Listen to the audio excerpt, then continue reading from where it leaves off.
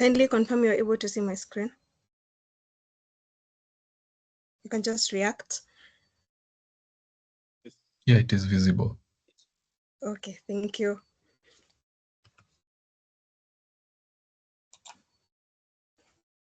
So this is me.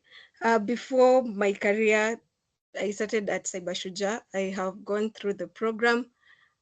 So I'm proudly an alumni of this program.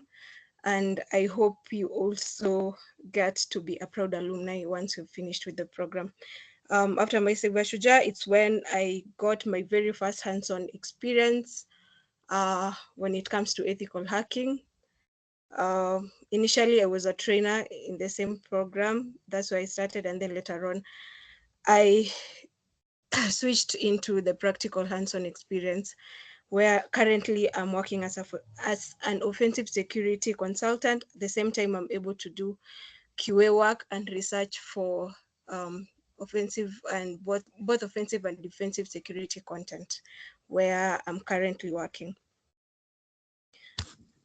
Because of time, I've tried to summarize the whole topic into simple guides for you to understand. So we'll be covering these 5 areas: what pen testing is, why it's important, types of penetration testing. When I speak of pen testing, I hope you don't get confused. It's just the same thing. Pen testing and penetration testing, the same, just an abbreviation of the other. And then we'll go through the different types of penetration testing. Then we have phases. By phases, I mean like the stages. Where do you start? You might be asking yourself, as a cybersecurity analyst, where do I start with this whole process? And then last but not least, we will cover some of the popular pen testing tools that are being used in the industry. In case I'm not audible, please just reach out. For any questions, you can type them in the chat box, and then Hope can liaise on how we are going to answer the questions. Velma, let me Yes. chip in a bit, sorry. So the chat may not be open to everyone. Feel free for you guys to use the Q&A. You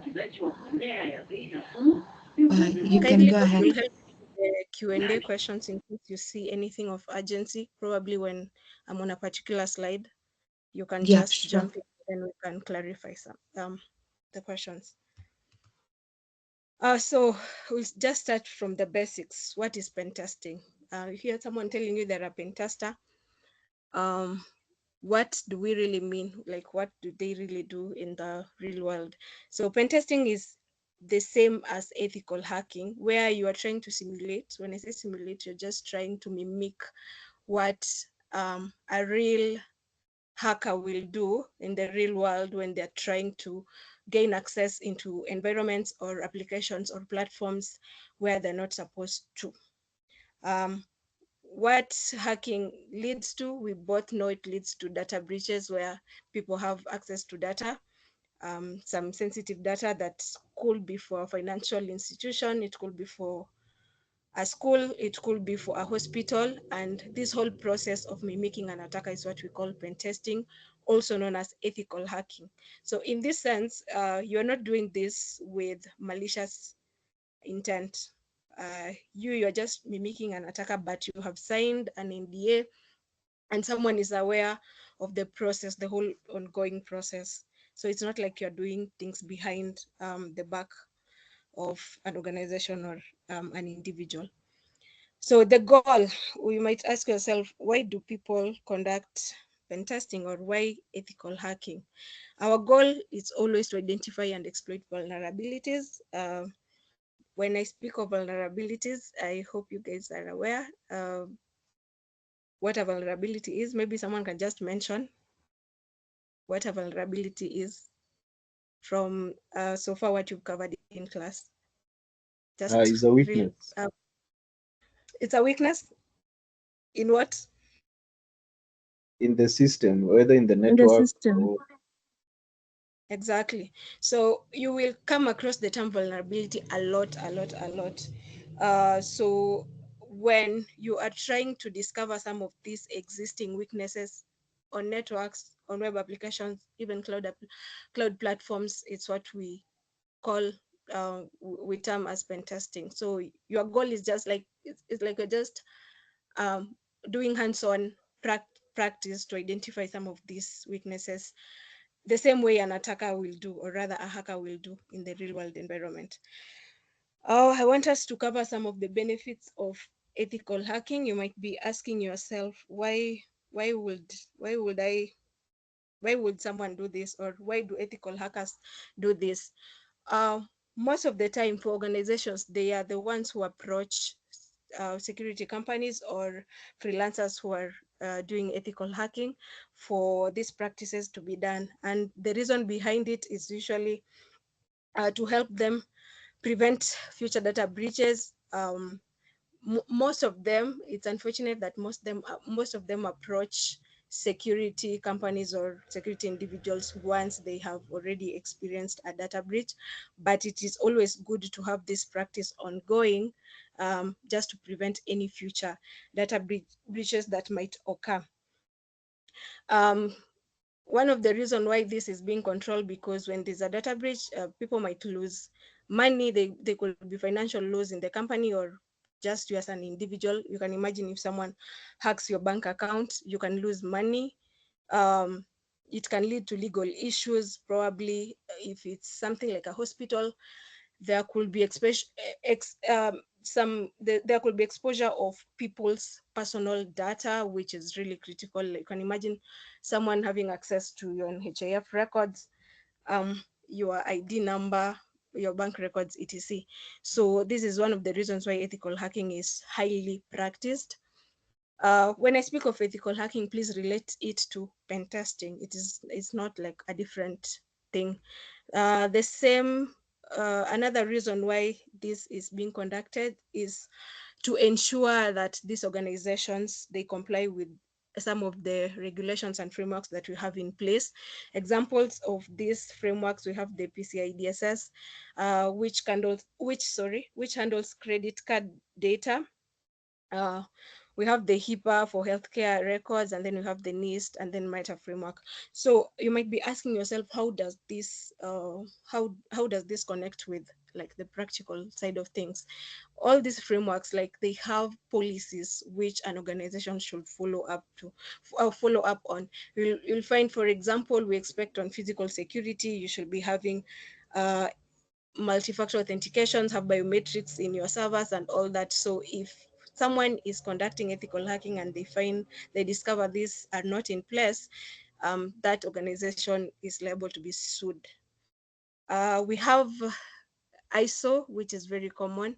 We have CVEC, which is a framework developed by Sirianu.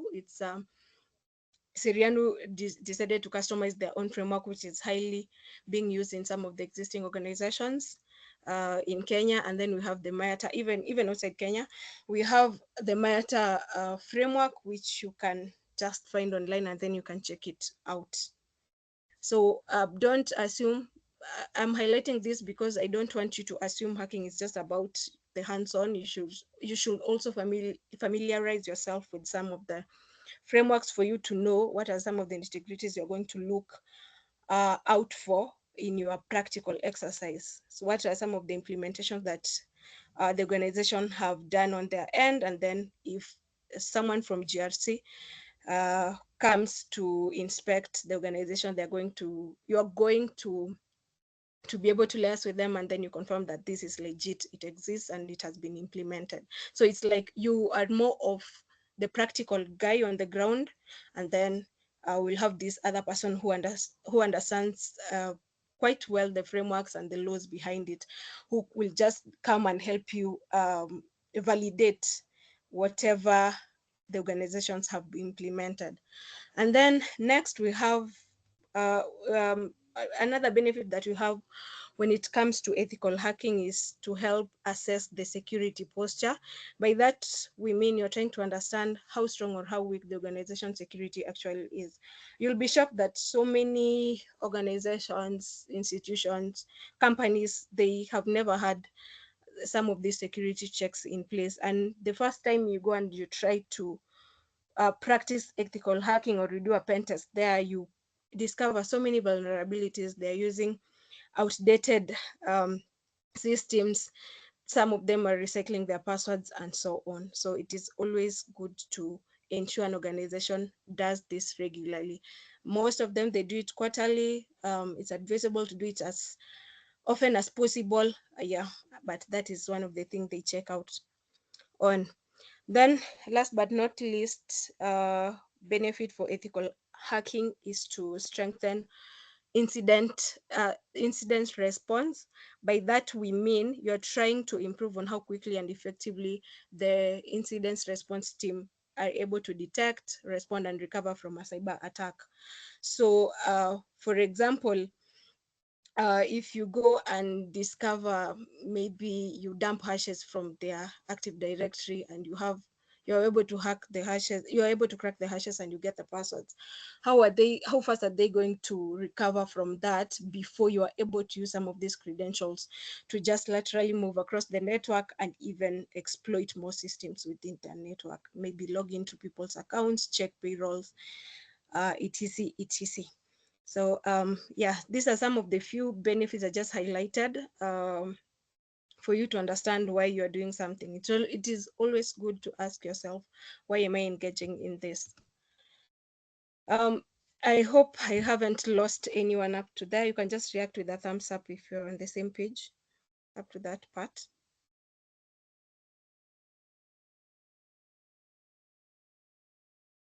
We are together, right? Okay. I will jump into the different types of pen testing that we have. Yeah.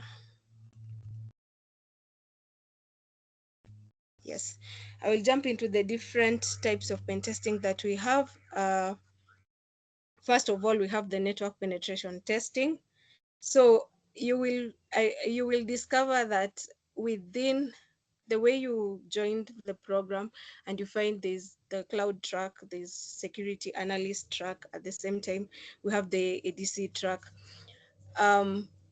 Still within the same career paths you've chosen, there are still other roles. So like for the security analyst track, for those who are pursuing, because that's what I pursued, you'll find we have the SOC and then we have the pen tests in it. By SOC, I mean like we have the red team and then we have the blue team. Within the blue team, you will discover there's still other nitty-gritties in, and then within the red team, you'll find we have pen testing, and it's not just like pen testing alone. You might be a network pen tester, you might be a web application, you can combine each, you can be a cloud pen tester and so on. So it's good for you to understand like these some to job sub roles in each track. You don't have to tie yourself just into one. So I'll just jump into these different types of pen testing that we have. The first one being the network penetration testing. So here, just a second. I think I just skipped one slide.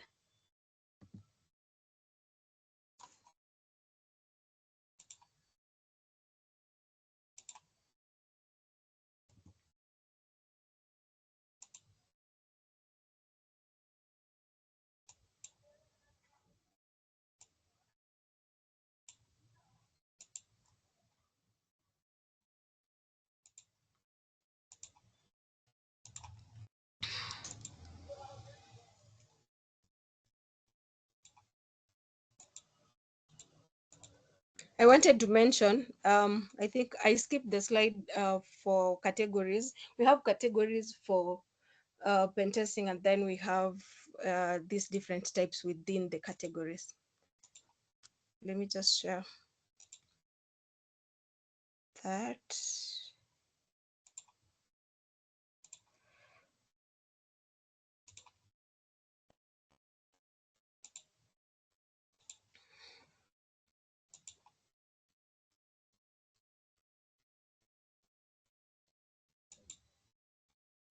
Kindly confirm you're able to see my screen. And just react if my screen is visible on your end.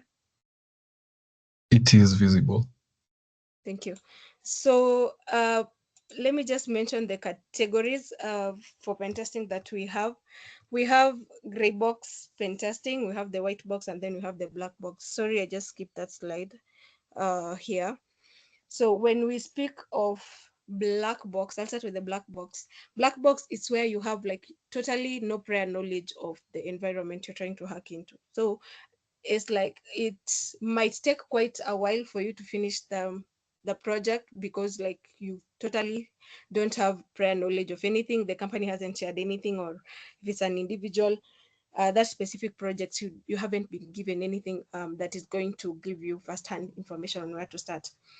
That is for black category number one, black box. And then the second one, we have the white box pen testing. Here they will even share some credentials with you. You'll be given access to the network, you'll be given the network diagram, you'll understand the subnets, how subnetting has been done there, and just the infrastructure in general, the applications they have. They will mention the internal applications, the external applications they have, and so on. So you'll have like a lot for you to work with.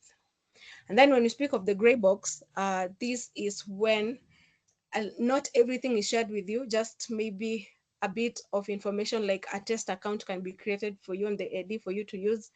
They might just give you brief information maybe of some of the applications they have, not necessarily mentioning where they are, so it's upon you to discover.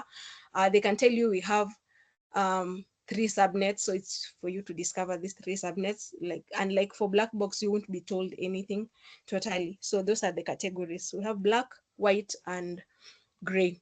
And then within those 3, it's when now we come up with these different types of pen testing that I'm going to expound on.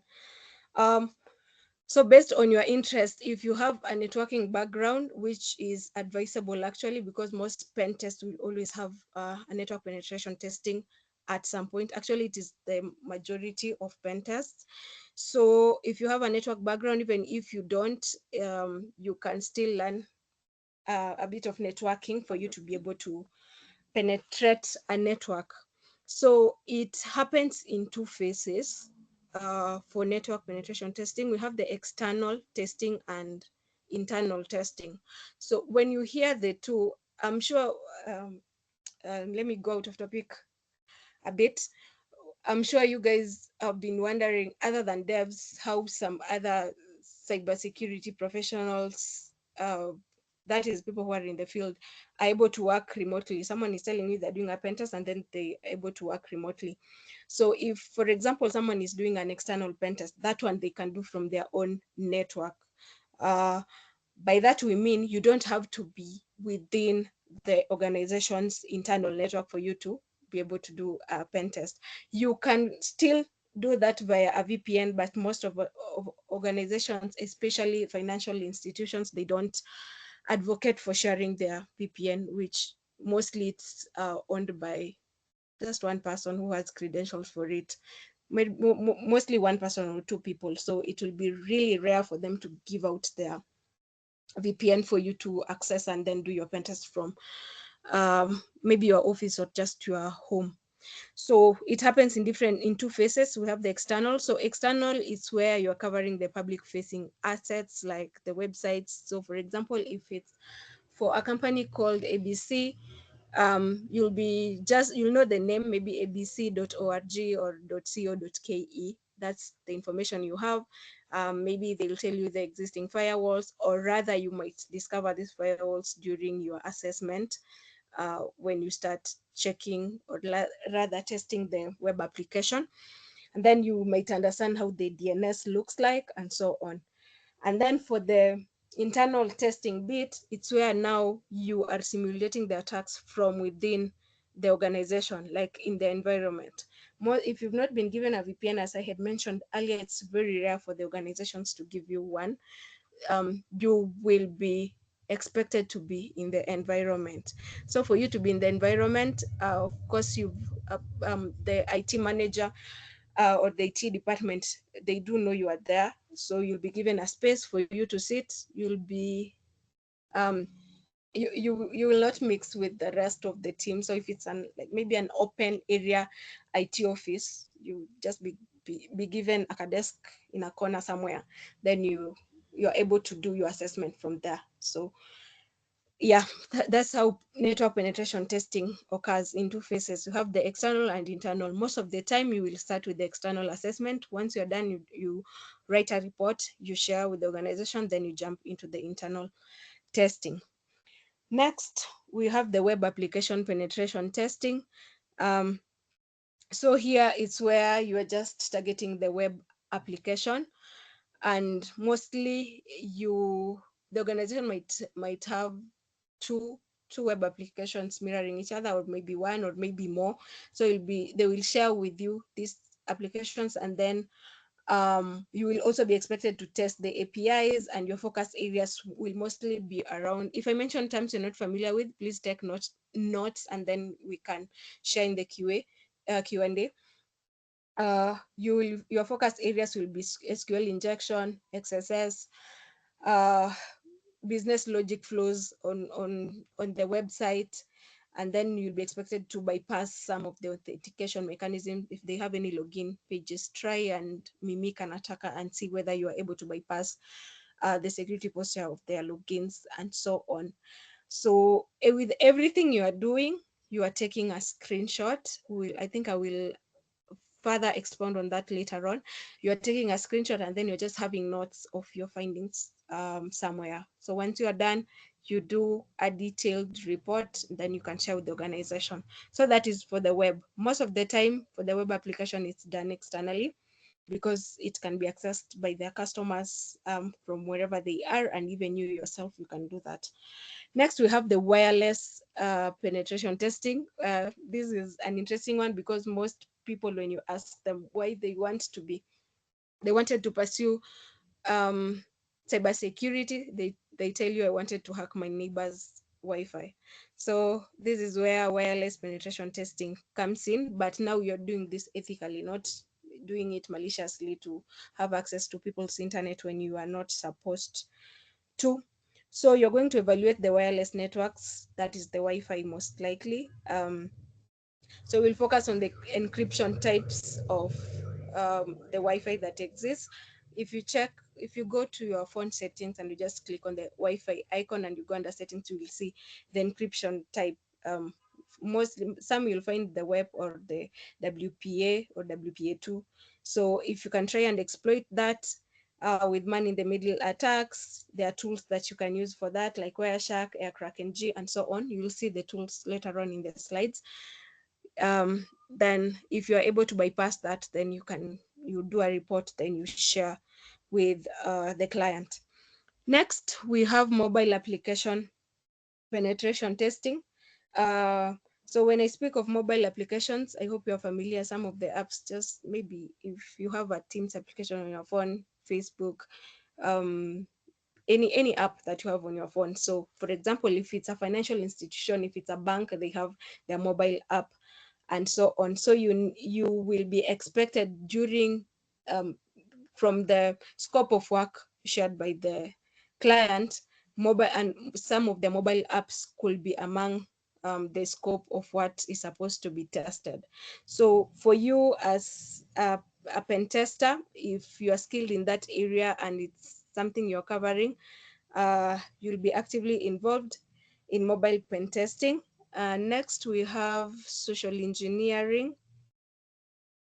So for social engineering, just from the term itself, you'll mostly interact with people. So you're just trying to simulate human behavior.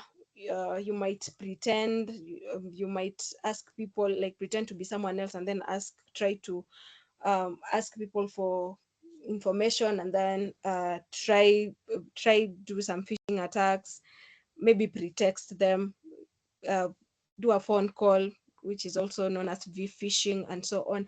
And then with that attempt, if you're able to convince someone to share maybe their credentials, to share their passwords, that's part of pen testing. Next, we have the physical penetration testing.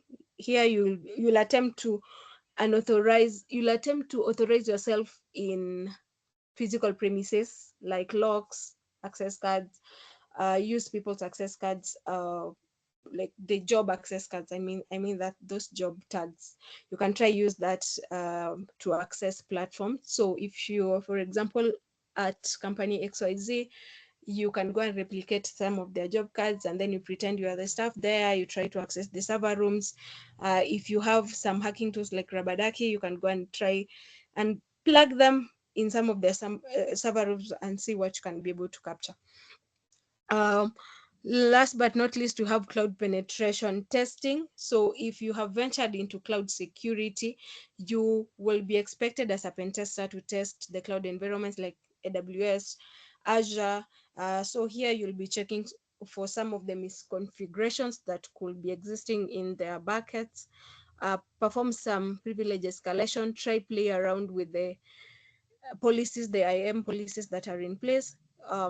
And then there are specific tools that you can familiarize yourself for that. For example, we have the PMAPA, we have the Scout Suite, which you can use for cloud penetration testing.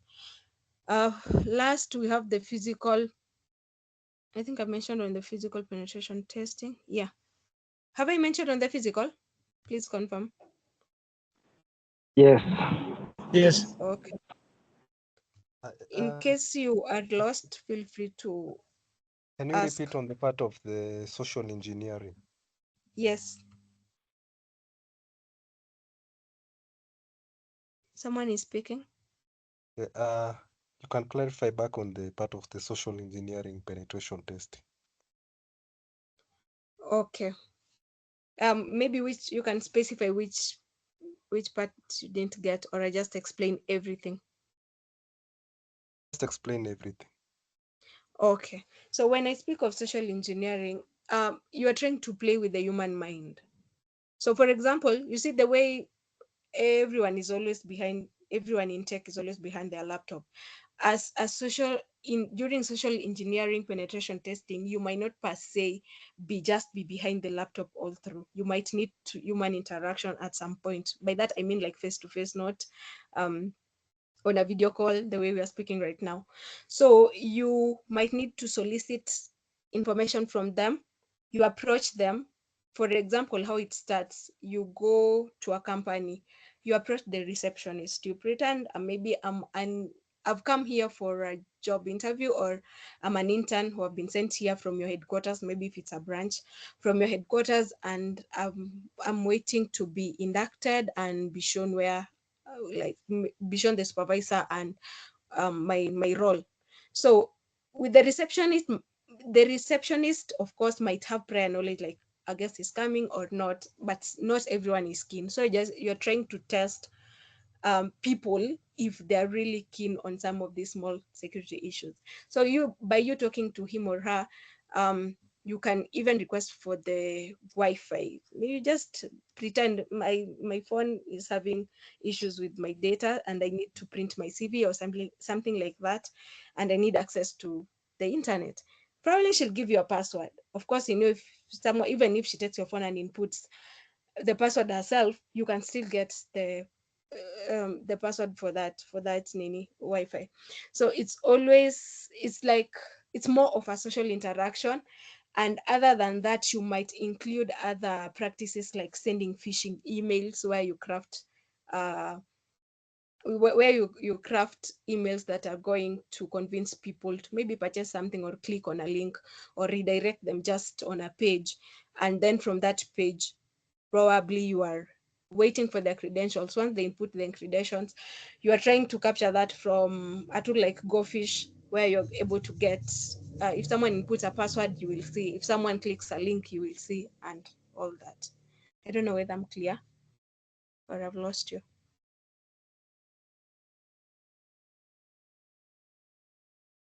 Please confirm. Yeah, thank Or you. you're still lost. I've understood now.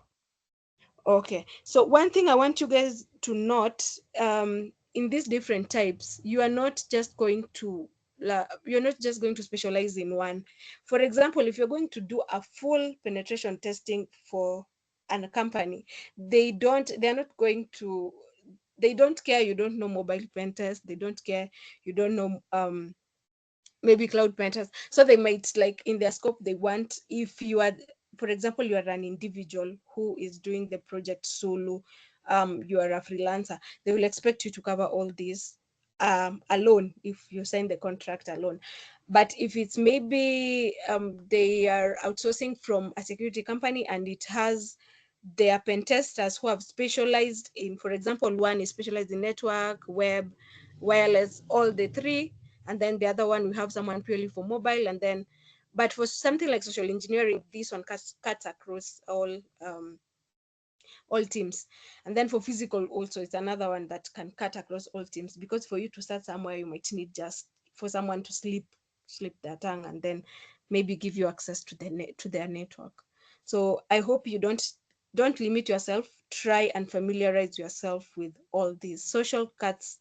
Social engineering cuts across everyone. Same to network, web application, because you'll always find web applications on this in these organizations. There might just be a slight difference maybe for cloud. Probably you are purely a network and this web application person and you haven't touched anything on cloud. That's when they might need someone who's specifically known for cloud pen testing. But if you are also good at it, why not? So don't limit yourself for you to increase your chances of even getting projects and signing deals with clients. I hope you're on the same page. So this is basically the life of a pen tester. Uh, Next, we have the penetration testing phases.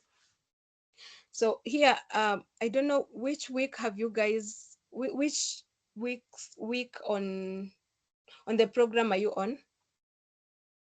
Week 5. Week 5. Have you covered the cyber kill chain? Yes.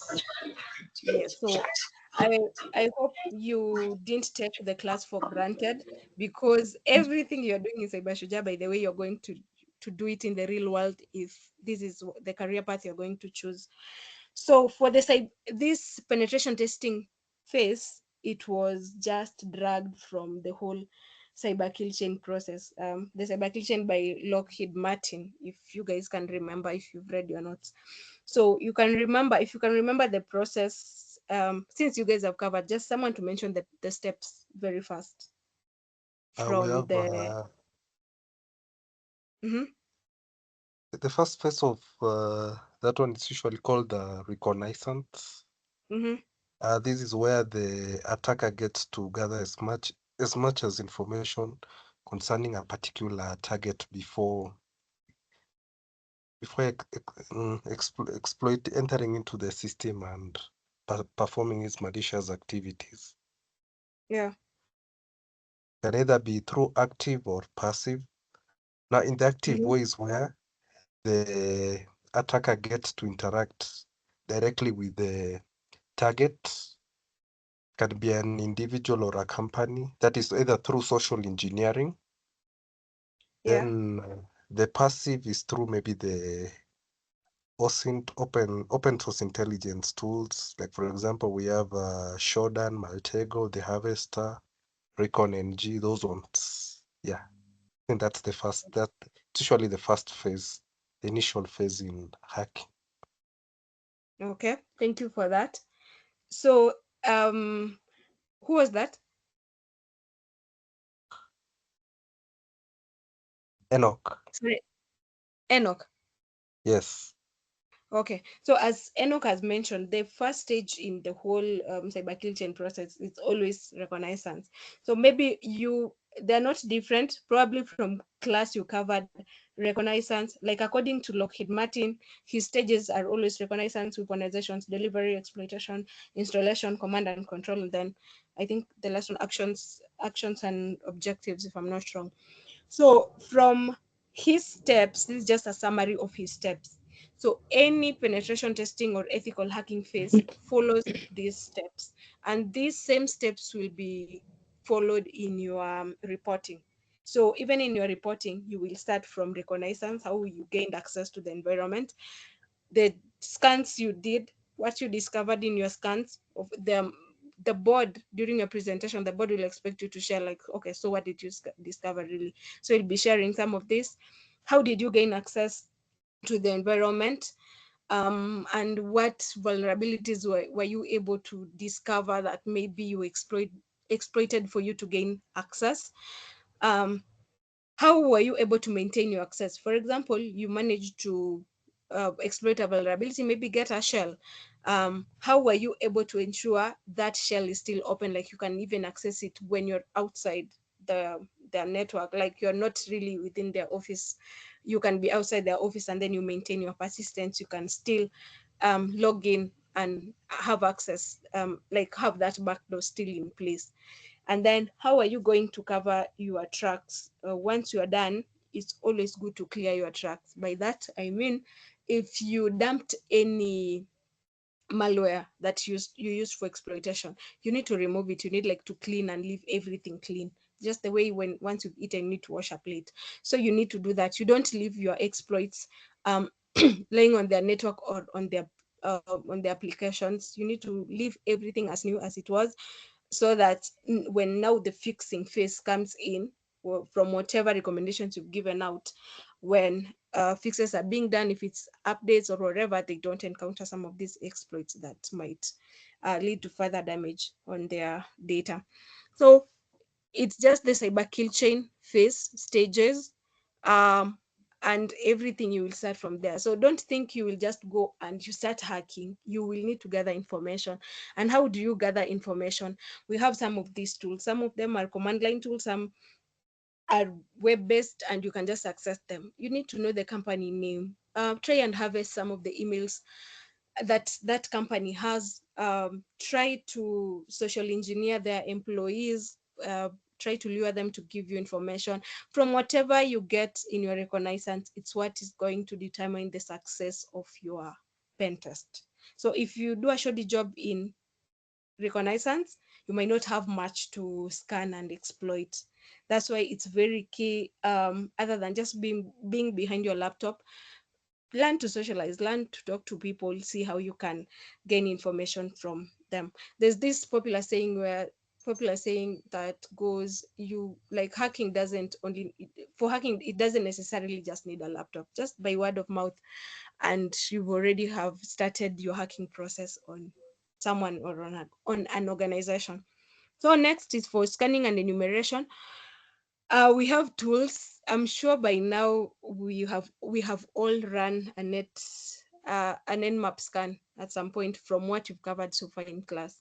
So you know how to check for open ports, to see which is closed, and then from what you are getting from nmap scans, it's going to elevate your process. So if you find some good SSH ports, um, SMB ports, you can try now, check for exploits online that now you can use to gain access into the environment. So we have nmap, we have netcat. Netcat is just a command line tool, and it will be used to redirect data from network connections, and it uses TCP and UDP. Then we have Nexpose, checks for vulnerabilities. If you input the subnet of that network, on Nexpose, it provides a report on some of the vulnerabilities that exist. You will know if there's eternal blue, that you can exploit, and maybe you get a backdoor and so on. We have Suite, a very powerful tool that I will recommend you familiarize yourself with it. We have Nuclei, and then we have FAF. The more you continue with the classwork, the more you will interact with most of these tools, and just be active on the practical side for you to understand how they work. It's not a one-day job, so every day you will learn a new tool, and then you'll familiarize yourself. Then next we have gaining access.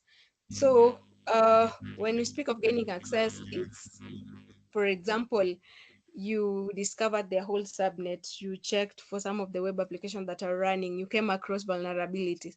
So for checking, when we speak of vulnerabilities, when maybe you do an nmap scan is able to give you even detailed information. Depending on the arguments you give it, it will give you detailed information on the ports, the services that are running there, if these services are outdated, and then you can take the specific service, just go on the web, search for vulnerabilities that affect that service. When you check online, you will see different exploits that now you can use with some of these tools that you've seen here: Metasploit, SQL Map, Hydra, and Exploit DB. Later on now to escalate your pen test. So next is maintaining access. So maintaining access, this is where you are establishing backdoors and persistence. So for example, if you gained your initial access on, you are able to get, for example, a reverse shell. When I speak of a reverse shell, I don't know whether you guys have covered the different types of shells that we have, but by that I mean maybe you are hacking in your Kali, but then you're able to gain access access to someone Windows machine and you're able to log in. But once you've logged in, maybe you still need time to exploit more and just check and really check their security posture. So you need to maintain your access. We have tools that you can use for that. You can use the Netcat listener, and then you can use the MS Venom for that. So what MS Venom will do, it will try to generate custom backdoors and reverse shells to you, and then it will bypass any antivirus that might be existing, using obfuscation and any encoding measures that have been implemented on that platform. Next, we have covering tracks and reporting. So when I speak of covering tracks, it's when I mentioned you need to delete everything. If you had any payloads you are using, if you had maybe any flash disk like Rabadaki that you're trying to use there, just ensure you've removed everything and you leave the environment clean. I highlighted these tools. These aren't necessarily for covering tracks, but I just mentioned here because they are helping you with the reporting bit. So in your Kali, I don't know how many have interacted with Cherry Tree. We have Cherry Tree in your Kali. By show of hands, how many have interacted with Cherry Tree? We are not there yet. Oh, okay. Have you installed? Have you set up your Kali environment, or which operating system are you guys using? Okay, we have just been introduced. We're using Kali. Me, I have interacted with Cherry Tree. Okay, so Cherry Tree is just in your Kali. If you click, if you click on your, if you open your Kali and then you just search in your tools, you'll see the Cherry Tree. It's just there. Like a tree diagram. Let me see if I can just showcase that very fast. May take a while to, yeah, but I'll get, let my Kali boot, and then I will show you guys the Cherry Tree as we continue. But it's good for you to familiarize yourself with. These are not taking tools. Maybe I didn't mention. So the ones you are seeing here, the ones I'm highlighting, sorry, the ones I'm highlighting here, these are not taking tools. I hope you are seeing my cursor. These are not taking tools. We have Cherry Tree, it's just in your Kali. We have Obsidian. You can install Obsidian in your Linux environment or on Windows. We have the OneNote for Microsoft, and then we have Notion for Google. Sorry. And then we have Microsoft Office, just Word, where now you are writing a report. But now for you to write a report, I highlighted this for you to know you will need screenshots. So Cherry Tree, Obsidian, OneNote, or Notion, you use them to like save your screenshots. So you can just note this down. You can check out these tools. They're free tools. They're open source. You don't have to purchase. So everything you are doing from reconnaissance, what you discovered, probably if you check their LinkedIn and you came across anything, you just take a screenshot and have that. If it's emails you harvested from your terminal using Harvester or whatever tool, have that in your notes, so that, remember, when you're writing a report, most likely you will not be in the client's environment. That is if you're doing an internal pen test. So you will be away and you need proof you did a pen test. That's when now you're using the screenshots to write a report.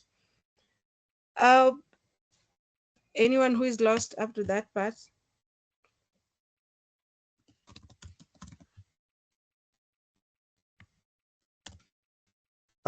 Just a question.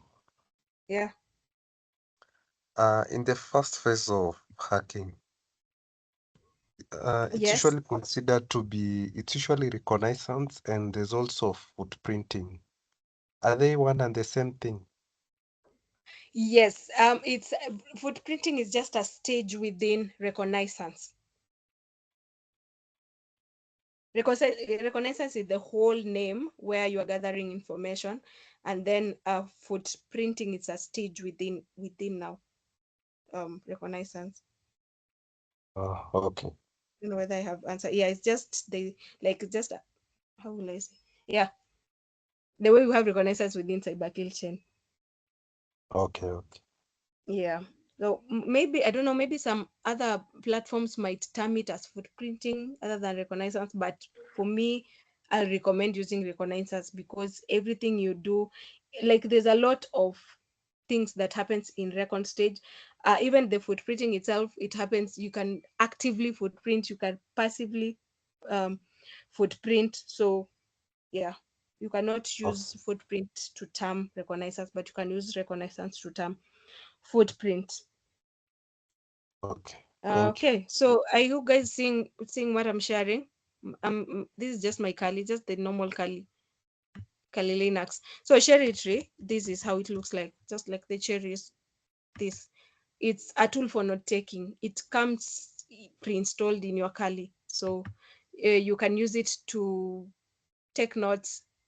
You will go, I'm not doing a walkthrough on how to use cherry tree in this session, so you'll go and research on how you're going to add notes, add screenshots, then you're just saving everything for your future, for your eyes, sorry.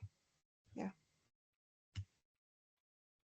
Then the other tools, we have Obsidian, Notion.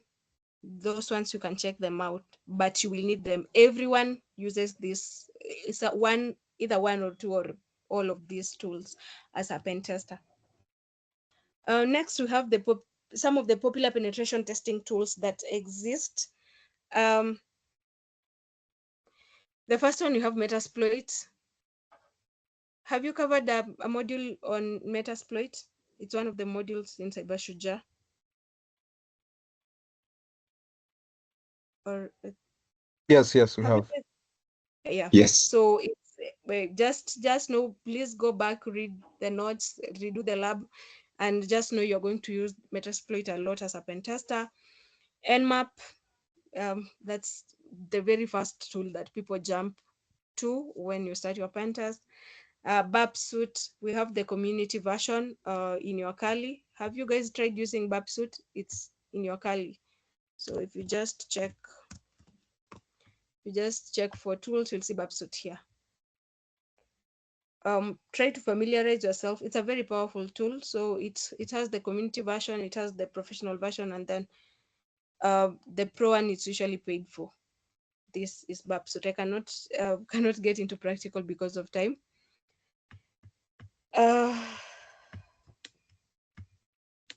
Sorry. But like whatever, if you have installed Kali, if you guys are running Kali, Ubuntu, some of these Linux distros, you already have um, so much that you can learn just from the OS you are using right now. Then we have AirCrackNG. This is for Wi-Fi hacking. We have Hashcat for cracking passwords. SQL Map, it exploits vulnerabilities in SQL databases. It's a very good tool. It can dump hashes, credentials. It will dump a whole DB for you to see if the DB has vulnerabilities that can be exploited. And then we have Hydra also for password hacking. John the Ripper, same for password hacking. We have OWASP for vulnerability assessment, web vulnerability assessment, where it just checks web application for vulnerabilities. We have the social engineer toolkit. This is for social engineering. Nessus for web also. Then if you see double of double of some of the tools, just because the logo changes over time. For some, this was the old logo, and then they have a current updated one, so you don't get confused. So it's good for you to familiarize yourself with some of these tools. We have more tools. I just highlighted a few that might capture your eye. Wireshark is also pre-installed in your Kali. You can check it out. We also have Wireshark for Windows. You can try and install that. Even Nmap, I think we have, is it Zmap or Zenmap for Windows, which you can use on Windows operating system. So just maybe take notes and then check out some of these tools. I'm sharing labs and practice platforms where you can try and gain some of this hands-on experience. Remember I mentioned to you guys I work at Cyber Ranges. We have a platform, a hands-on platform where you can have access to some of our scenarios to upskill. They vary from SOC to Red Team, and we have like a playlist where you can, if you are navigating the Pentester path, we have like beginner to intermediate to advanced in that platform. We have Try Hack Me. I hope you guys are familiar with Try Hack Me and Hack the Box. Please just react if you do. Yes, we do. Okay. Then we have VulnHub. VulnHub has machines where you can import some of these machines in your own environment, maybe in your virtual box or VMware, and then you can play around them. We have Rootkit. Most of these Rootkit over the wire, they are, sorry, there's a repetition for this. They are CTF based. Has any of you played CTFs here before?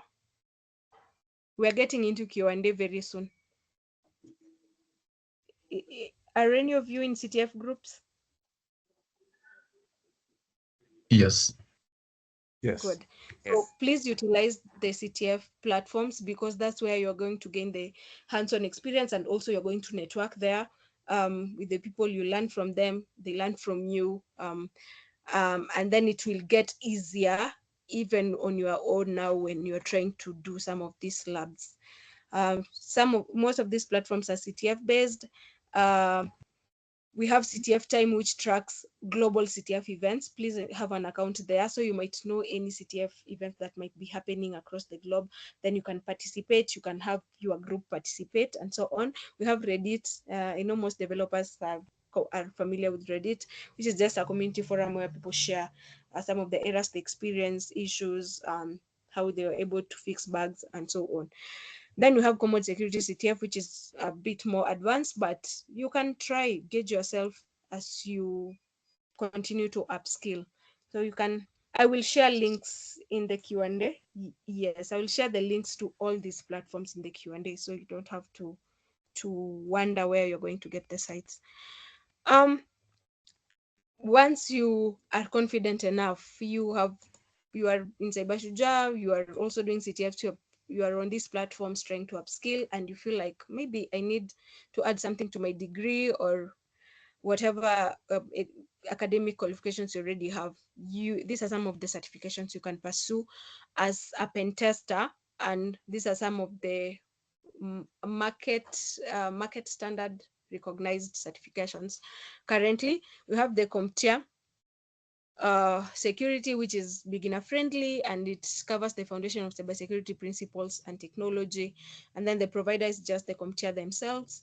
EJPT, it's beginner friendly also. So for junior pen testers, if you are confident, you can try to do some junior pen test exam. From now, you remember you're doing an exam that will cover from reconnaissance up to the last stage where you're doing reporting. You can do EJPT. Then we have CH, the Cisco Ethical Hacker, which is intermediate, and it is being provided by EC Council. PNPT for Practical Network Penetration Tester, it's intermediate and is provided by TCM Security. Please also ensure you have an account on TCM Security. They have some good content. OSCP, CRTP, I'm sure if you're active on LinkedIn, I'm sure you usually see people update their certification, maybe OSCP, OSCP plus, CRT, CRTO, all that. So I usually advise people, don't run to do certifications before you gain the hands-on lab experience or even the real world experience, because with that it will be very easy for you now to pass the exam. And even now when you are bidding for a job with a client, with the hands-on, with like you showing people what you're able to do, it's easier for you to keep the job, other than having the certificate you show them but you can't now do the real practical. So it's good to have this for even your upskilling as an individual, but start with the hands-on, then later on pursue these certifications. You can do them parallelly, like study, do labs, chase certification at the same time. But if you experience burnout, I will advise finish your course first, practice some of these labs, try to get some internships or real world experience on this, even if it's a job, then chase the certifications. Career paths as an offensive security person, or rather, if your path is red, you are on the red side, you can be a penetration tester, you can be a red teamer, you can be a bug bounty hunter. I hope you guys have heard of the term bug bounty. Sorry, I see we are ahead of time by 5 minutes. We're going to wind up in the next 10, just to finish up everything. Um, you can be a penetration tester, red teamer, bug bounty hunter, a security researcher, or exploit developer. By exploit developer, I mean you are the one now creating these payloads that people can use to gain access to systems. So you're not limited. Like, there's a lot for you in this path. Resources and communities that you can check out. We have this book, the web application Hackers Handbook, and then we have the Red Team Field Manual. You can just check them online. We have podcasts. My favorite is Darknet Diaries. If I'm sure a lot of you are using Spotify, or even I think if you check LinkedIn, they have their page. Listen to some of these podcasts. They will actually inspire you. They will ignite your psyche to practice more, to become an ethical hacker. And then we have YouTube, Hackersploit. This was my favorite YouTube teacher. Live Overflow Stock, the Cyber Mentor. Check them out. Then community, be active on Twitter. Some of the platforms, OffSec, InfoSec, Discord groups. Ensure you have a community on Discord where you can play CTFs, share where you got stuck, um, in your CTF groups and in your Discord groups. Then tips to navigate that I can give you: ensure you practice regularly on these labs. It requires time. So in your spare time, in your weekend, during your weekends when you're free, get to practice on the labs. Document everything you're doing. By that I mean, you can have a portfolio, but I will advise have a blog. I'm sure you guys have checked out some of the Medium write-ups that exist. You can use the Medium write-ups to just to read and see how you can create a blog on your own. Have a blog. Follow the existing security blogs. Most of these security professionals that exist, if you check their LinkedIn, they usually attach their blog link there. You can read some of the blogs. The blogs just include, for example, you did which lab? Someone to mention a common lab that you guys have covered. Maybe on Try Hack Me or Hack the Box. Any. Web requests. Yeah, for example, you did web requests. You just do a write-up on it. The write-up is going to include screenshots. It's going to include screenshots on. I think someone is speaking in the background.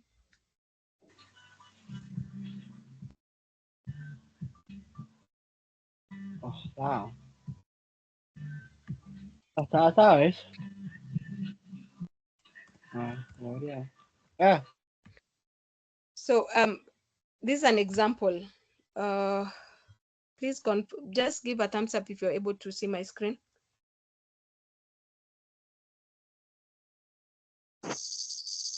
Oh, I'm on my browser.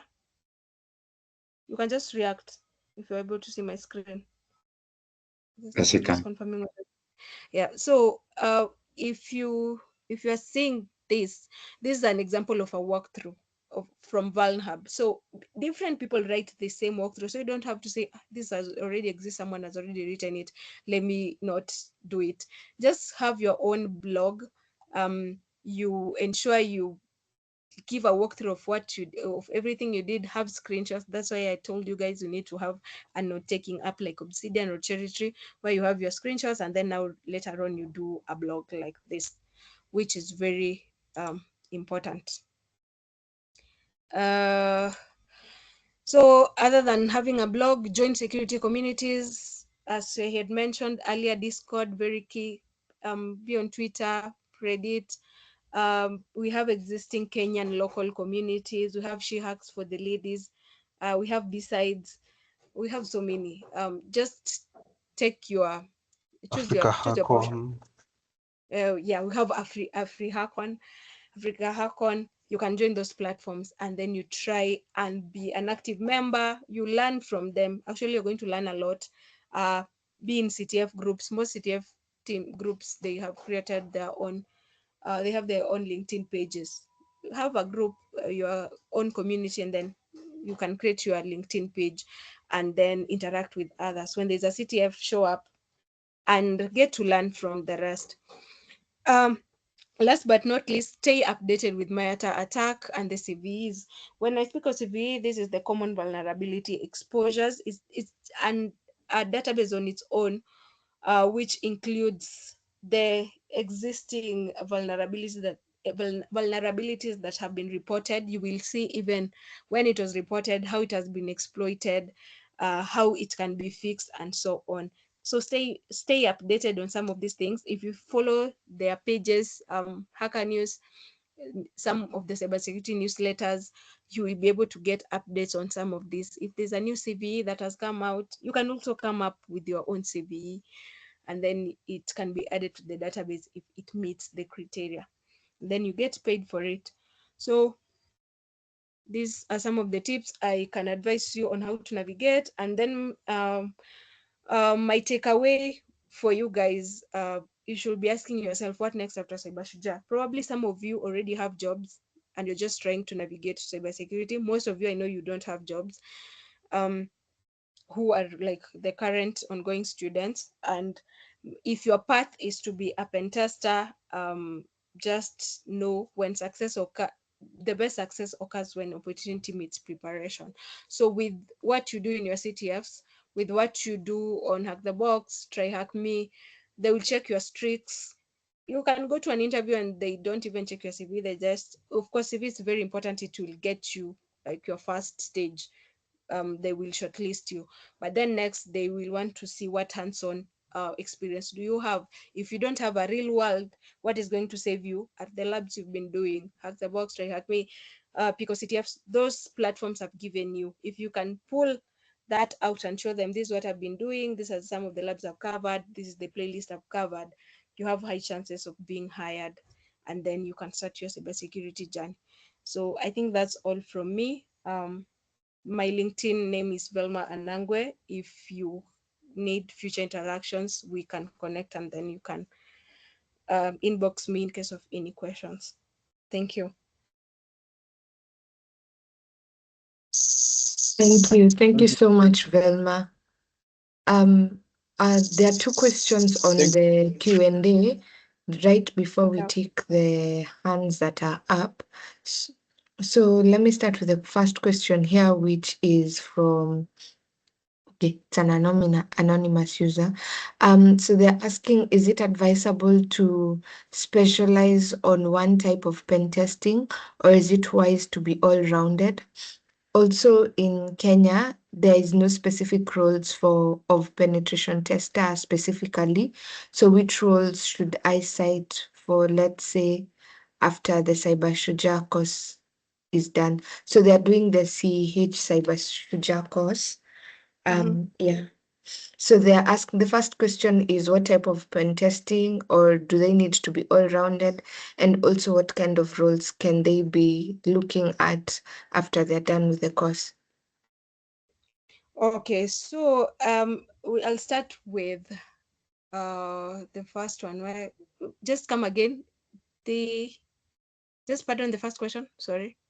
So they're asking, is it advisable to specialize on one type of pen testing, or is it wise to be all-rounded? It's very advisable for pen testing. You can say when a client is bidding with maybe a security company, you will go on site, you will be the one on site, you as a pen tester. But in the contract, if you read the contract that was given, they expect you to cover network, mobile app, and all that. So you can imagine you get on site, and then maybe you're doing network pen testing, and what else, maybe just purely network pen testing and web application pen testing. That's what you are good at.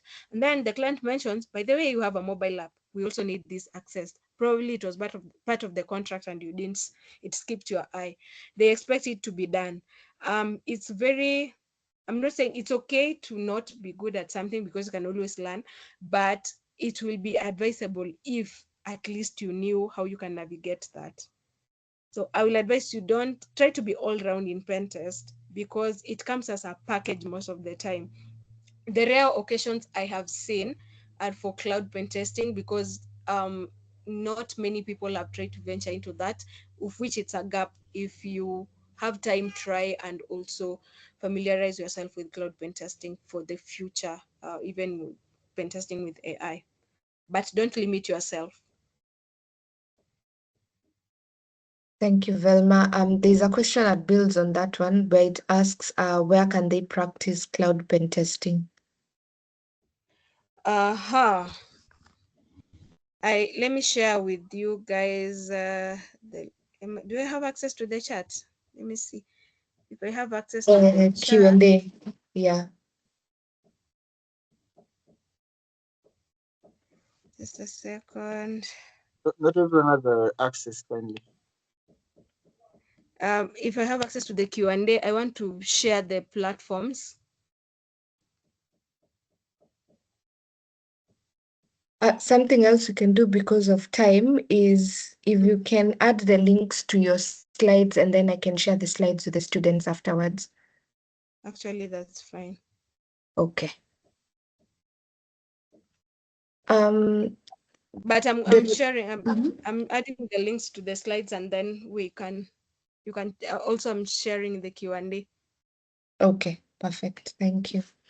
For the person who asked for the platform, so that they can try cloud pen testing. Okay. The other question. Yeah, they asked also, are there specific roles what roles are associated with pen testing when they're applying for jobs? Okay. I actually am shocked that someone has said they haven't seen pen testing roles. They are always there. So if you hear anything around offensive security consultant, anything around red teaming, anything around ethical hacker, that's pen test. So I don't know why someone has said they haven't seen that, and the roles are always there on LinkedIn. Maybe that person can expound more, but they are there. Ethical hacker, red teaming, offensive security, that's a pen tester.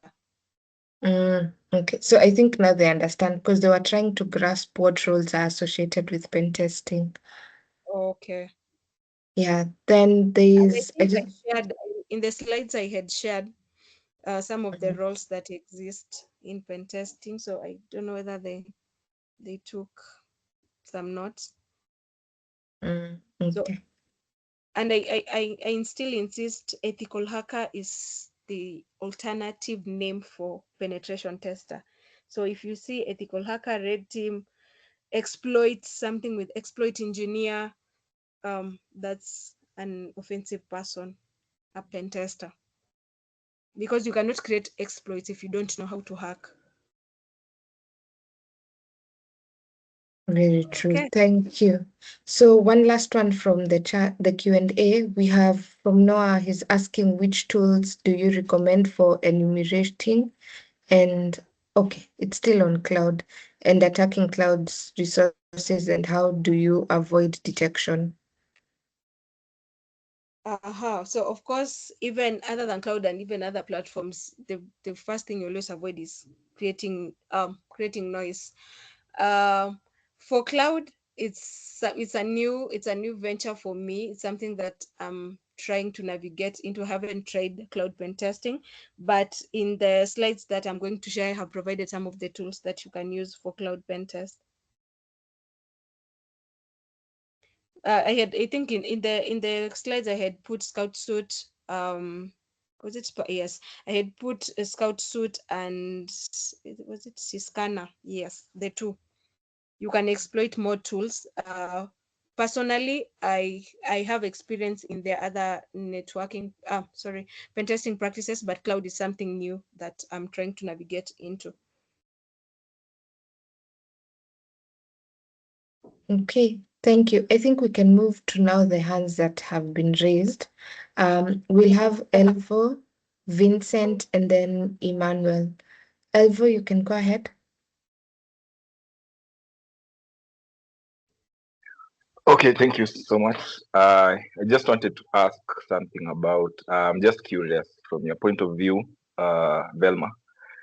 Yeah. For example, if there is an APT in a system, and this APT is in the system, but you are a pen tester, and for a long time during your reports, you've never found maybe this APT.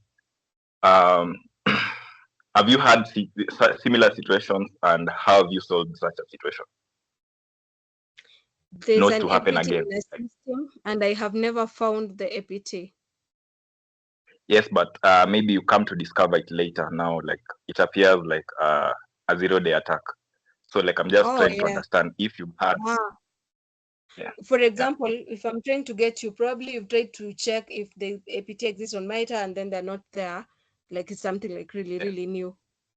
So of course, that's actually a win for you, because you'll do a reporting. You're going to do a reporting where you're going to report it as a 0-day attack.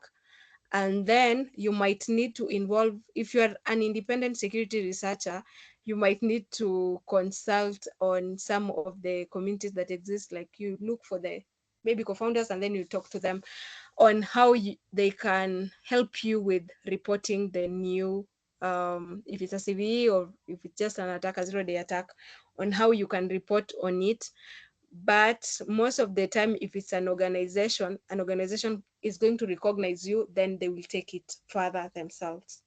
But of course, they'll recognize your efforts and you might be given some credit and money. Okay. However, I just wanted to know, like, if this situation arises maybe in your work, for example, does it mean like you'll have to go for maybe financially, just a random question, would you have to now increase the budget, or is that unethical in a way? Of course you won't. If you're a consultant. I know the goal is always money. By the end of the day, we all want money, but don't be greedy around it. But you can imagine if the APT, if the 0-day can be recognized with your name, and then the publication goes out with your name globally, it's still something good that researchers can look out for in the future. But it's a good way to make money, but don't be hungry and Okay. hey, make it sound so weird. But yeah, just don't be too angry about it. Although follow the right procedure so that it doesn't, it's not taken away from you. Okay. Yeah. Thank you. Don't be happy about it. Don't start yapping. I found this. Don't start posting out there because someone will steal it. So just follow the correct measures to report. Look for someone senior, someone known. We have so many existing researchers out here who can help you now. Reach out to the organization. Then you can even do an email yourself. You don't have to follow all this protocol to talk to people. Just do an email to maybe MITRE, report to them, I have this APT, and then see their response. Okay, and maybe the last question is IoT pen testing something big in Kenya? Maybe you can Um, what I can say, it's something new. Big, I won't say, but I can mention it's something new that is needed in terms of, we in the past we just used to have CCTVs. They're just there, but no one was really active to check some of the vulnerabilities that exist. It's something new in the sense that I have a friend who discovered a vulnerability, a 0 day in a CCTV, and they did it for their research. It was master's research something, and then the paper really got some recognition for it. So it's something good in the sense that if you try venture that path, be active on looking for 0 days for it to be marketable. If I'm being honest, I haven't seen many clients who specifically look for IoT pen testers. Most of them, they will cover under the whole procedure where you can be just playing around the network, and then you come across their CCTV within the network, then you can tell them this is what I've discovered. But I haven't seen where the client specifically says we just want our CCTVs to be tested, purely CCTVs on the side, and then they have a report for it. So it's something good that you can try and explore, especially with the current events that are happening in our country. You can imagine if you are an IoT pen tester, then you're able to dig such information and you can really help. Okay. Thank you. I'll reach out to you later on LinkedIn for some more help. Thank you. You're welcome. Okay, Vincent. Okay, hi Velma. Hi, Vincent.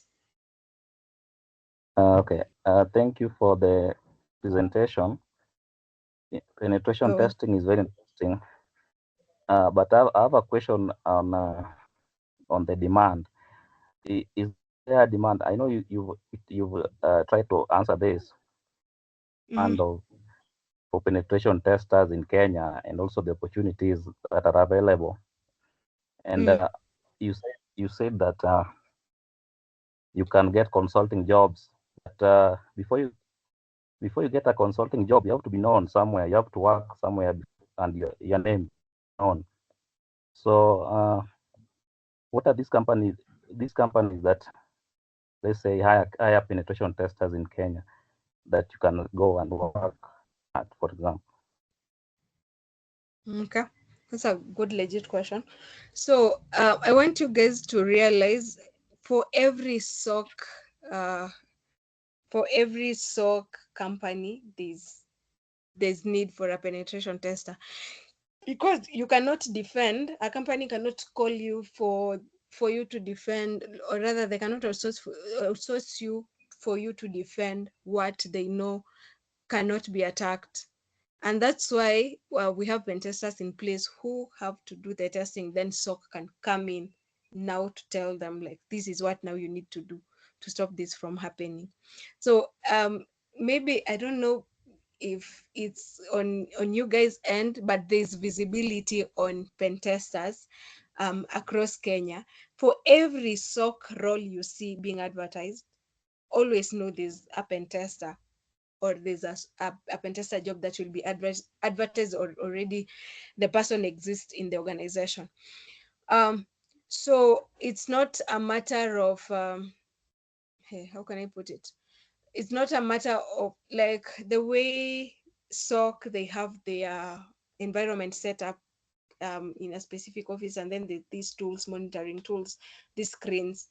For a pen tester, it might not particularly be that way, because you most of the time will be required to be on client site. You act like a hacker, or you be in your house and you act like a hacker. Probably that's why there's no visibility, but I want to assure you jobs are there. So you've asked, where are we going to get these roles? Most of these roles you will find in cybersecurity companies that exist. Currently in my organization, there's one role. I'll share with you guys the link. Yeah. You can apply. And then even financial institutions, what else?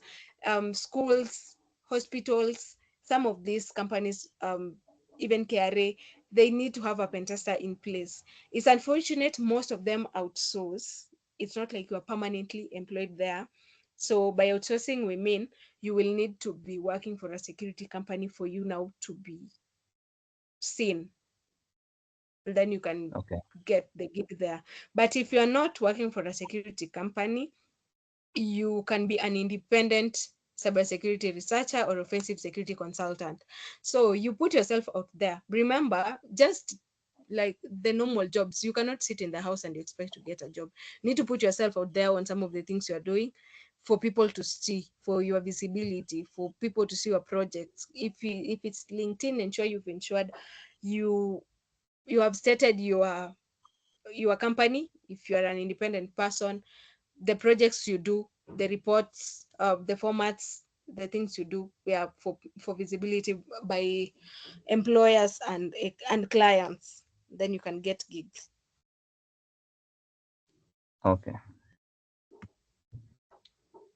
Thank you. Like, does it mean like you guys feel there are no roles for pen testers?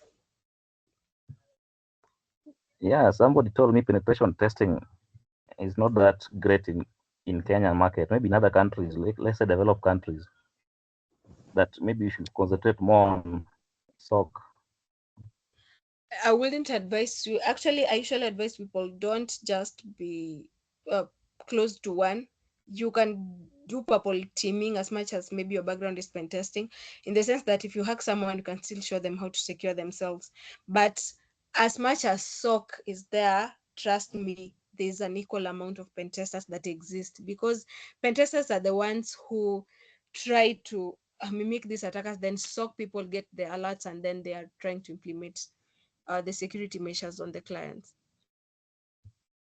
So the roles, yes, they exist very much.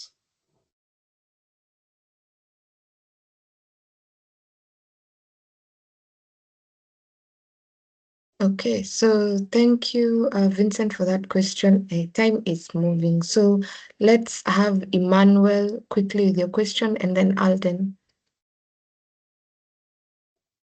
All right, thank you. So thank you for the presentation. It was amazing. Now, my question is to build on to the first one, which was about specialization. So my question is, suppose someone had already begun specializing in something. So let us say they had a background in cloud or a background in mobile, and they're specializing in that. Now that you've said that it would be wiser to be a generalist, how would you navigate that? Since now I'm assuming you will have to now learn all these other things. So for example, if you are specializing in mobile, now you have to learn cloud, you have to learn websites, all that stuff, in addition to playing the CTFs. Now how would you now manage all that? Because now it will look like you have to do too much. Thank you. Okay, thank you, Manuel. So if I'm getting your question, are you trying to be a pen tester for you now to tell me like you're trying to navigate from cloud and mobile? Yeah. So the context is, let us say you are specializing in, let me give an example now, mobile pen testing. You are good at building apps, now you want to secure them. So yeah. I really don't want to bombard you with too much, but if you're already good at something like mobile, and you're really, really good at it, in the sense that you can even create exploits. And if you are in mobile, you ensure like you're not only in Android, but also iOS. You can do iOS pen testing, you can do Android pen testing, and you're still good at it. It's still a good thing. But if you have time, if you check with the current job, you can try and learn these other pen testing types, like network, API pen testing, and all that. I'm sure with mobile, you're also covering API. Try to familiarize yourself in the sense of getting more jobs. Mobile will come in handy when you are in an organization and like they know purely this is the mobile guy. For example, I know some of my friends who are purely mobile person, and it's because like they're really good at that mobile that they can't handle anything else other than the mobile, and they have also secured their role because of how good they are in what they do. So if you are really, really, really good in mobile or cloud, ensure you're really perfect. You can create exploits, like you can be a cloud engineer, can be a mobile engineer, in the sense that you can create exploits, you can pen test, you can rebuild an app, you can also program it. Programming is also another good skill that can help you in pen testing, especially when it comes to using the dev tools to check for vulnerabilities and also play around with the exploits. So if you feel you are limited, you can't explore more, just become so good at what you're already doing. So if it's mobile, become so good at mobile that you can even come up with a 0-day in iOS, and you share this as a CVE, and then people are like, oh, okay, he's really good. Then like people will come for you.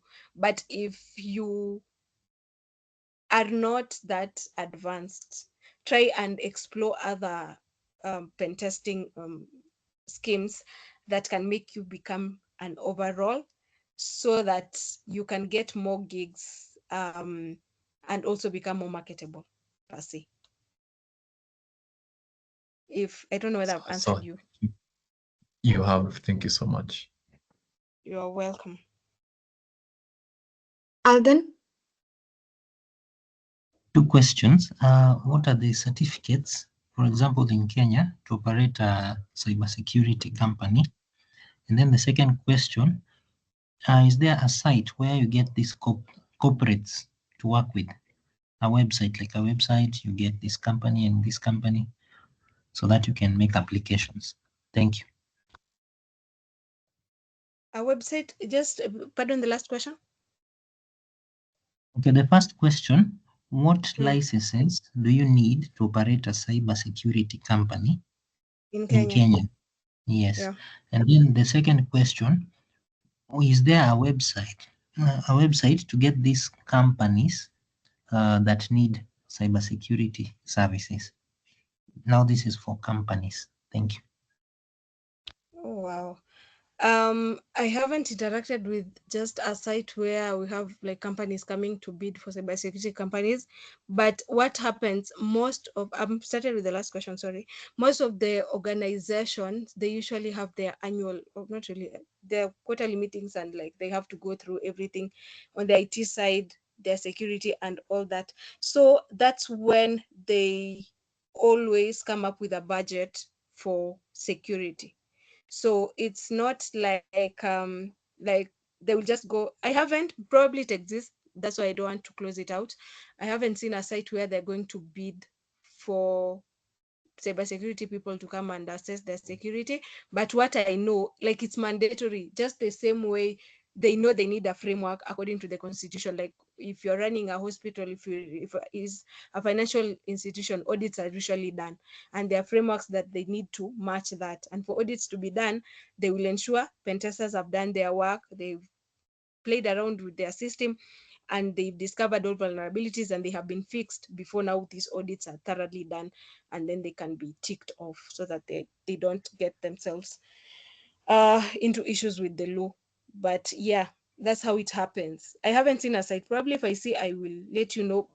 But just know, every organization, even institutions, they're expected according to the constitution to ensure their security is up to standard. And these reviews are usually done every quarter for that. So for certifications, remember when I shared certifications, this could be for you as an individual. And then we have the managerial certifications that you can have as a management, probably if you want to be a CISO or something, or you're owning a company, something like CH, if it's a security company and you are a CEO there, if you have CH, it's very key. It will help you. Depending on what, depending on the leadership mechanisms, you also have the CISSP, which is also good for management. So it's more about policies, leadership, governance. It's not really per se hands-on, but it helps for the senior roles. And then we just have the common Kenyan, the local standards that we have from the CAK. I hope you guys are familiar with Communications Authority of Kenya. You will need a license from them. We have the ICT Authority. You will need a license from them. the Data Protection Act, you need a license from their office for you to run a security company and all that. So that's more managerial. If you are seeking for that, you can try and pursue such certifications. But at least for you to get to management, actually, you have to start as a junior somewhere, unless you're already an expert or intermediate, then you can explore management directly. I don't know whether I answered you or you're lost. Okay. In Kenya, I think there's a PSRA license, and they were saying with this PSRA you can be able to do cybersecurity. So I just wanted to know where, maybe how do you get this PSRA, and how do you private security regulatory authority? I think it's the body that governs any security thing. And I just wanted also to know where are those companies, but I think you answered. Okay. I think even someone who can give you more details on that will be someone who has covered GRC, an expert in GRC governance, risk, and compliance. So they can advise you, because different companies also opt for different frameworks or rather licenses. So they can further advise you on what to go for. Yeah, but there are frameworks and licenses that cut across all companies. It may, some may vary from the other, and so on. And have you tried applying for the license, maybe just online, the way we usually even do our certifications online? Maybe visit their site and try to apply for for the license. Yeah. I've tried. You didn't manage? No, I didn't manage, but we are in the process. Okay. Thank you, Velma. Thank you, Alden. Last question from Miss Gitahi. Her hand was up.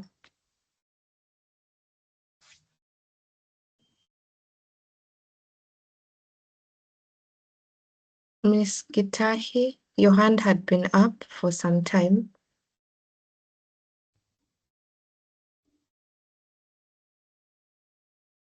Okay. Hello, Velma. Hello. Yeah, my question was, as a lady in woman in tech, how hard or easy was it to land your roles? And is there any biasness? And how long did it take to get to where you're at? Okay, that's a good question, actually. One thing you should be sure, as a lady in STEM, any lady in STEM, it's always, I wouldn't say it's an advantage for you, in the sense that most people might not believe you might be able to do some of the things, and then they will always want, like, let me test her. Like, they'll always be, let me test her. So you might experience that for a while, but the moment people see what you can be able to do, they believe in you. For me, personal experience, I won't say it was hard, because I think I tried to grow a thick skin, especially from the communities I've told you guys. Like, try to get yourself into a community.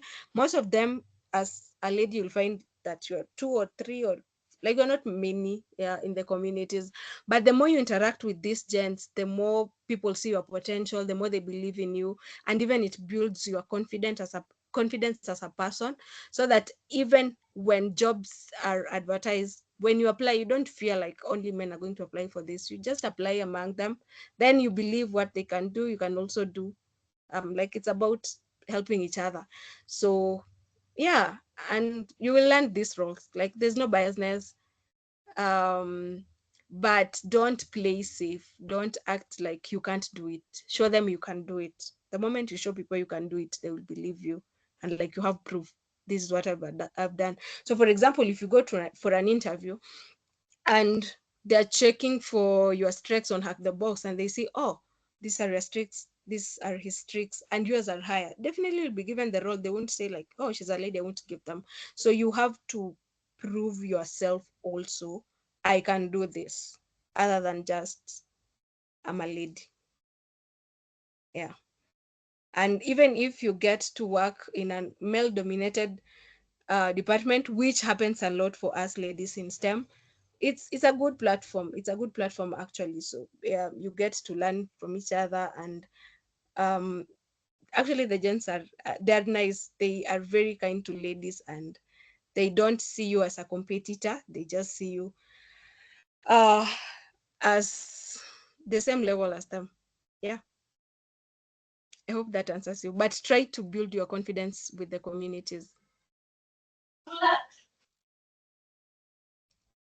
Thank you. Thank you so much. So that was our last question. Velma, maybe just give us your last remarks, and thank you so much for extending. I know you've gone above and beyond. So give us maybe your last remarks, or what do you call them, parting shots, and then we can bring the session to a close. Okay, thank you so much, Hope. So my parting shot is what next? I always tell people, what next? Like whatever you are doing right now, be productive at it, be so good at it that you are proud of yourself. The moment you're proud of yourself, if you play a CTF and you are proud of yourself, even if you failed getting a flag for like 10 times and then you finally get it, if you're proud of yourself, the world is going to be proud of you. And if you're not proud of yourself, then the world is not going to be proud of you. And then don't say there's no vacancies for anything. Every job has its vacancy, and it's upon you to put yourself out there, practice, market yourself, and then you will land very good jobs. Some might not even be in Kenya. You might work for international companies. Go for it. You don't have to limit yourself to Kenyan companies. And always learn in everything you do. Don't take anything for granted. Hands-on. That's why you are in cybersecurity. If you don't do the hands-on, then it might not be good for you. That's it from me. Thank you. Thank you so much, Velma. We really appreciate the session. I think it goes without saying that you just extensively covered Pentesting in all the different ways. So thank you so much for your time. Thank you everyone for participating. Like Velma said, you can reach out. I know there are people who still had pending questions and so on. You can reach out via LinkedIn and respectfully get answers for your questions. Yeah, so thank you so much for your time, everyone. And the recording is always up on YouTube by next week. So feel free to also go through it. Yeah. Have a good evening and see you next Thursday. Bye. Bye and thank you. Goodbye. Bye-bye. Bye.